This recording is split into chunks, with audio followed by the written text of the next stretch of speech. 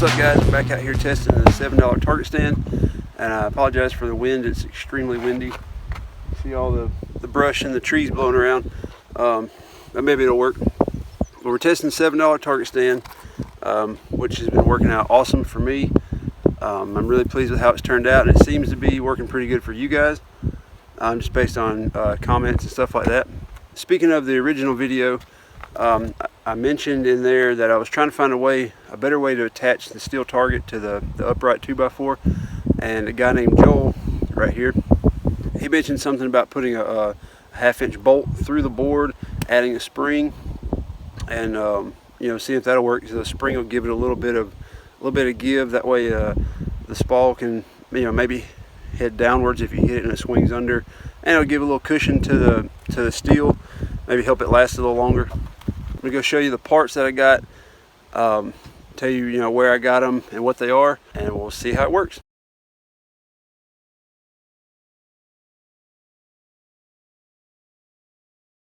We got our 2x4. I drilled a half-inch hole. I drilled it at a slight angle this way. That way, when the bolt goes through your target, it'll sit kind of like that at an angle, and it'll angle the target down a little bit. Anyway, you take your 8-inch carriage bolt, slide it into your target, put a flat washer on top of that, take the spring, another washer, slide that through, washer on the back, finally get your nut. What you can do is just squeeze that, tighten down that nut. So you really don't even have to have tools. You can just give it a little squeeze and finger tighten it. That way when it hits, the spring will bring it right back where it's supposed to be. Okay, so all the parts except for the spring I got at just local hardware store like Lowe's or Home Depot. This is just a 8-inch carriage bolt. It's got the little square top right there, round head. Make sure it's 8 inches long, that way it can go through. 2x4 is 3.5 inches, actually 3.5 inches wide, and you have a 3-inch spring, so you got to make sure there's enough room to get all the way into here through the 2x4 and have enough to thread onto the back. Then just flat washers, half-inch flat washers. You need 3 per target. There's going to be one here to keep the spring from going into the hole that's drilled into the target. Just give it a flat surface to press against. So one washer here, and then one in the back to give that nut something to hit against so it doesn't drive into the wood. Like I said, these the flat washers, the nuts, and the carriage bolt you can just get at your hardware store. The spring I got at I had to go to like a farmer's feed store. Tractor Supply might have them. Just make sure you get one that's strong enough to withstand the impact and to push the target back. This target's pretty heavy. Like this spring right here, I got 2 different ones to test out. This one's a real thin diameter wire, and I can squeeze it with my hands, and it's not really strong enough to push the target back. This one right here, if I take it out,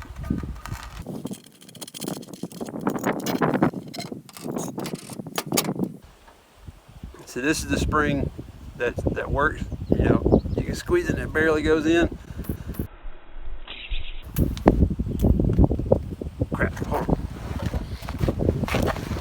Alright, anyway, this spring, you can squeeze it with your hand pretty easily. This one is a lot harder to compress, so this is the one you want to go for. It was only, I don't know, maybe $2 or $3 at the farmer's feed store. So this is $2 or $3. It's another $2 or $3 in the hardware, so about $5, $5, $6. You've got hardware for a static mounted spring loaded target stand. So when you take the $6 for this stuff, $7 for that. You got $13. Is that right? Yeah, 6 plus 7 is 13. You got $13 into a target stand, and then however much your target costs. This is a CTS target. I picked it up locally, maybe 20-30 bucks, I think. So for less than 50 bucks, you got a steel target and a target stand that works pretty good. And you know, with these, you can swap them up. You know, you've seen in this video right here. If you haven't, you can go watch it. You can put paper targets on it. You can hang steel targets on it. You can put 2 targets on one stand. You know, there's a lot of different things you can do with it. But that's enough talking about it. Let's see how it works. Let's shoot it. All right, got eyes and ears on. Got some ammo in the pistol. Let's see how it does.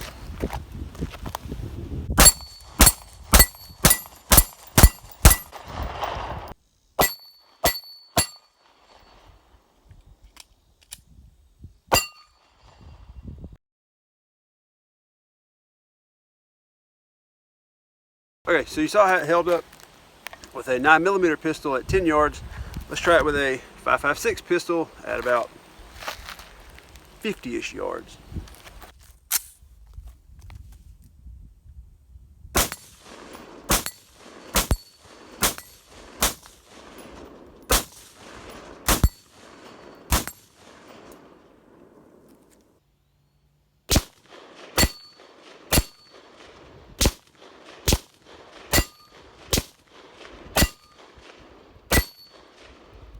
Okay, just as an FYI, if you're going to shoot steel targets on these, you probably need to either be careful with your hands or wear gloves when you clean them up,